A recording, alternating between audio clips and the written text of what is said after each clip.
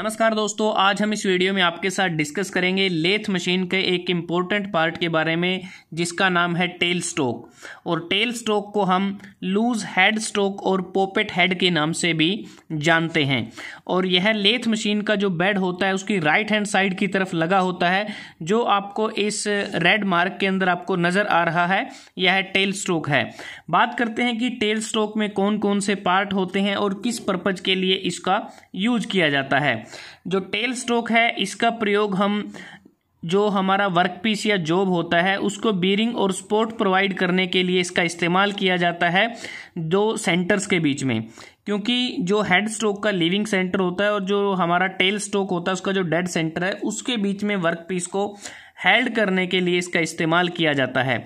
अब बात करते हैं टेल स्टोक के कौन कौन से पार्ट होते हैं।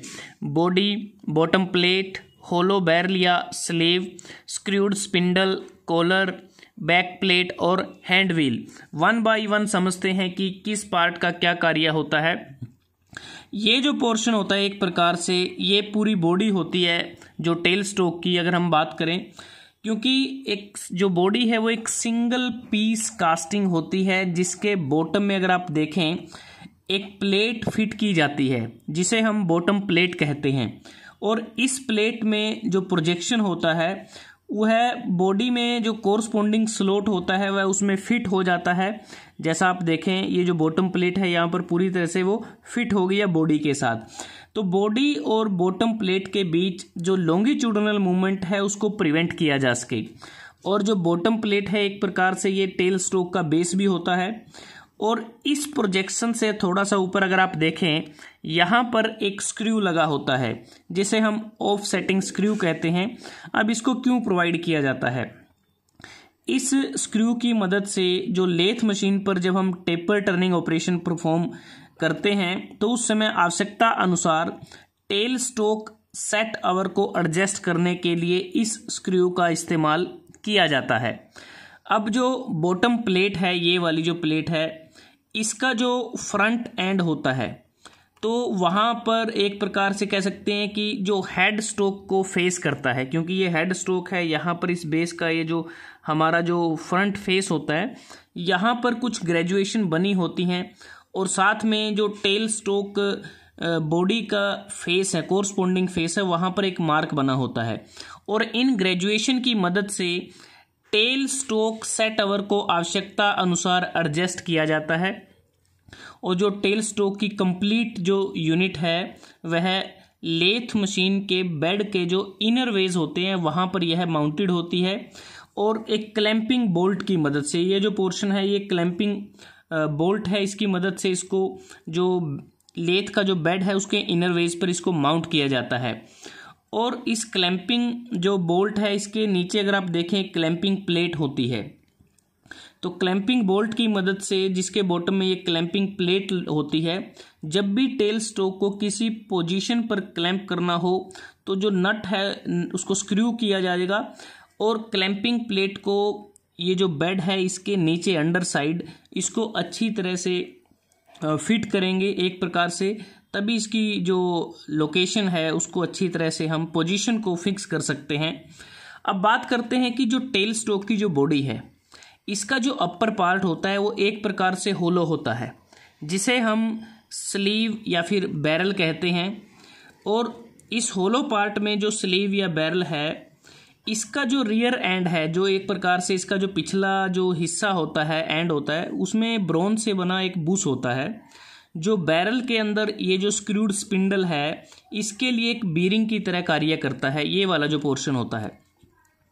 और इस बुश के अंदर इंटरनल थ्रेड बने होते हैं। बैरल और या जो स्लीव है इसके फ्रंट एंड पर अगर आप देखें डेड सेंटर को फिट किया गया है। तो डेड सेंटर का इस्तेमाल जब हमें किसी बड़े वर्कपीस को होल्ड करना है या उसको सपोर्ट करना है तब इसका इस्तेमाल किया जाता है। और जब हमें ड्रिलिंग ऑपरेशन करना है तो इस स्लीव या बैरल के इस फ्रंट एंड पर ड्रिल बिट को इंसर्ट किया जाता है। जब हमें लेथ पर रीमिंग ऑपरेशन करना है तो रीमर को यहाँ इस फ्रंट एंड पर स्लीव और बैरल के रीमर को फिट किया जाता है। तो बैरल के अंडर साइड जो ये जो नीचे है अगर हम देखें एक स्लॉट या कीवे बना होता है, एक लिमिटेड लेंथ का होता है जिसमें एक इंसर्ट या सेट स्क्रू लगा होता है।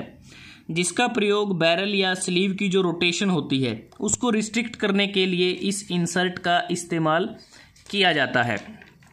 उसके बाद अगर हम बात करें जो होलो बैरल या जो स्लीव है, इसके अंदर ये जो स्क्रूड स्पिंडल होता है उसमें ये इसके स्टैम के अलोंग अगर हम देखें स्केयर थ्रेड इसमें बने होते हैं। जो एक ये जो कॉलर है, कॉलर के साथ जो थ्रेडेड पोर्शन के रियर एंड पर ये कॉलर लगा होता है, इस कॉलर का प्रयोग हम बैरल या स्लीव की जो इनवर्ड मोशन को आवश्यकता अनुसार इसको लिमिट कर सकते हैं, सीमित कर सकते हैं, इससे पीछे की तरफ ये ना जाए, इसको हम प्रिवेंट कर सकते हैं। उसके बाद ये जो बूस्ट बीयरिंग की हम बात कर रहे थे, यह जो बैक प्लेट और कॉलर के बीच में ये बीयरिंग लगा होता है और बैक प्लेट को हम 2 स्क्रू की मदद से, जो आपको नज़र आ रहे हैं स्क्रू S1 और स्क्रू S2, तो इसकी मदद से हम जो हमारी टेल स्ट्रोक की जो बॉडी है उसमें बैक प्लेट को फिट किया जाता है, ताकि जो होलो बैरल या फिर जो स्लीव है वो स्क्रूड स्पिंडल की जो एक्सियल मूवमेंट है उसको हम प्रिवेंट कर सकें। और स्क्रूड स्पिंडल का जो रियर एंड है वहाँ पर ये हैंड व्हील लगा होता है। हैंड व्हील को रोटेट करने से स्पिंडल भी अपने एक्सिस पर रोटेट करता है, जिससे बैरल या फिर स्लीव को आवश्यकता अनुसार फॉरवर्ड और बैकवर्ड इसको मूव किया जा सकता है। तो हैंड व्हील की रोटेशनल डायरेक्शन पर हमारा स्लीव का फॉरवर्ड और बैकवर्ड जो मूवमेंट है वो डिपेंड करती है। अगर हम इसको क्लॉकवाइज रोटेट करते हैं तो जो स्लीव या जो बैरल है वो आगे की तरफ फॉरवर्ड जाएगा, एंटी क्लॉकवाइज रोटेट करें तो ये बैकवर्ड जाएगा। तो एक प्रकार से जो स्लीव है वो लॉन्गिट्यूडनली वो फ्री है मूव करने के लिए। और यहाँ पर अगर आप देखें एक क्लैंपिंग हैंडल लगा है। क्लैंपिंग हैंडल या जो क्लैंपिंग लीवर है, इसकी मदद से बैरल या फिर स्लीव को बॉडी से बाहर, जो टेल स्ट्रोक की बॉडी है इससे बाहर हम जो डिज़ायर्ड लेंथ या फिर पोजीशन पर इसको हम लॉक कर सकते हैं। तो दोस्तों आज हमने इस वीडियो में आपके साथ डिस्कस किया कि टेल स्ट्रोक जो लेथ मशीन का बहुत ही इंपॉर्टेंट पार्ट है, जिसे हम लूज हेड स्ट्रोक या फिर पॉपेट हेड के नाम से जानते हैं, उसके क्या क्या कंपोनेंट हैं और यह किस प्रकार से कार्य करता है, और इसके जो स्लीव या जो बैरल है उसमें हम किस किस पर्टिकुलर एक्सेसरी को इसमें हम हेल्ड कर सकते हैं, टूल को हेल्ड कर सकते हैं, और यह लेथ मशीन का जो बेड है वहाँ कहाँ पर लगा होता है। और एक प्रकार अगर टेल स्ट्रोक की बात करें, इसकी माउंटिंग की अगर हम बात करते हैं तो यहाँ पर ऑपरेटर खड़ा होता है, तो यह ऑपरेटर की तरफ मूव करता है या ऑपरेटर से दूर बैकवर्ड जाएगा तो ऑपरेटर से दूर जाएगा। तो एक प्रकार से ये इस तरह से कार्य करता है। तो बेड के बिल्कुल राइट हैंड साइड पर रियर एंड पर ये लगा होता है, उसके इनर वेज पर, बेड के इनर वेज पे। तो आज के लिए बस इतना ही। अगर आपको ये वीडियो अच्छा लगा आप इसको लाइक कर सकते हैं, शेयर कर सकते हैं अपने दोस्तों के साथ, स्टूडेंट्स के साथ। जल्दी हाजिर होते हैं एक नए वीडियो के साथ, तब तक के लिए धन्यवाद। आपका दिन शुभ रहे।